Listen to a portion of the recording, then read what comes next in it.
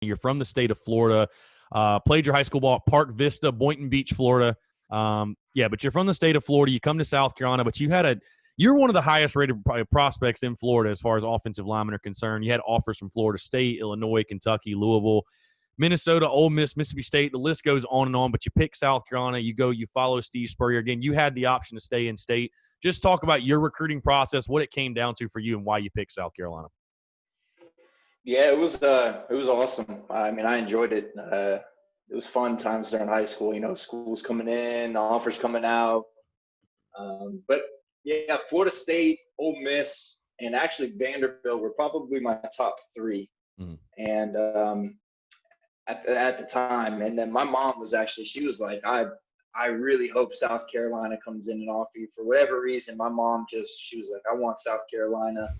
And it came down to the wire, and I was getting ready to commit to FSU. And then South Carolina, they offered me. And my mom and dad, they were like, why don't you go take a look at South Carolina, see if you like it. If you change your mind, then you can always commit to FSU when you get back. When I came up to South Carolina, I'm sorry, go ahead. No, I was just going to say, how much did the Steve Spurrier affect? Did you know of him, obviously, growing up in the state of Florida? I mean, it's hard not to know who he is, but did that factor in at all? Maybe like your mom was a low-key Spurrier fan, or like? Not that I know of, unless she's got something else to tell me. But growing up, I mean, I played football, but I never really followed it like that. Right. So I didn't, I knew when I told people from Florida that I was going up to play for Steve Spurrier, people would lose their minds. So I started kind of realizing it then, but I didn't realize it, coming up. For sure. So you get on campus, Mike. I think it's really interesting. I want to ask you, before we get on the field, I was just talking to you off air again, what made you so recognizable back in the college days? I know everybody can attest, but the dreads that were so awesome. The dreads were awesome. Mm-hmm. When did you start growing the hair out? Like, when did that become a thing for you?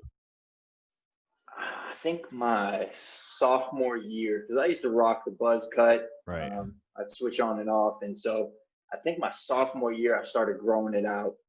And then maybe it was like towards the end of it that it was a thing that I did because I had a bunch of injuries. So it was a thing that I did as like my promise that while I'm playing football, I'm going to give it my all. And it was my locks. I guess I would say my lock with me. And when I got done, I cut them. But they may make a comeback one day soon. Yeah, I was gonna say you're a lot more cleaned up now. I feel like it had to be so popular. It had to be so popular in the locker room, man. Like the white guy with the dreads. I mean, it's like he's like I told you, like yeah, doing the Justice Cunningham, shaking the dreads and everything. But you get on campus again, like I mentioned. You play for Steve Spurrier, and I've talked to different guys, and it's interesting. Obviously, you were on his offenses, and you guys were a key part of that for sure. I mean, definitely with the running game and everything else. But what was the relationship like with you and Spurrier? Did you have a lot of interactions with him? Because we all know, again, he's hell on his quarterbacks. He's hell on his wide receivers from guys I've talked to. But what is Spurrier like in regards to relationship with his offensive linemen? It was a very good relationship. I mean, me and Spurrier were, I'm not going to say we were best buds, but definitely had a really good relationship with him. He was a player's coach, and he cared about the players. Everybody that played on that field, he cared about. But it was a very interesting relationship. I mean, and sometimes when he would give us instruction on how to block, you just all you gotta do is just get in front of the guy. Just get in front of him. I mean, so it was he had his input, but it was a good relationship. He was a good coach, very good coach in person.